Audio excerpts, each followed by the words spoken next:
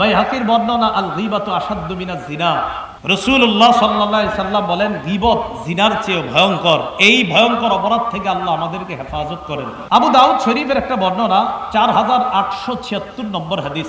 এই হাদিসের মধ্যে আসছে রাসূলুল্লাহ সাল্লাল্লাহু আলাইহি সাল্লাম বলেন, ইন্না মিন আরবার রিবা, সবচেয়ে বড় সুদ। সুদ চিনেননি আপনারা? আরে সুদ খাওয়া চিনেননি? রাসূল বলেন সবচেয়ে বড় সুদ হলো আল ইসতালাতা আলা ইরজিল মুসলিম, কোন মুসলমানের সম্মান হানি করা, গীবত শিকায়াতের মাধ্যমে তার অপমান করা, তাকে তুচ্ছ তাচ্ছিল্য করা, এটা সবচেয়ে বড় সুদ। সবচেয়ে বড় সুদ, সুদ, হ্যাঁ সুদ। এটার রাসূল সুদের অপরাধের সাথে তুলনা করছে। 1871 নম্বর হাদিস, নাসিরউদ্দিন আলবানী রাহিমাহুল্লাহ একটা হাদিস আনছেন।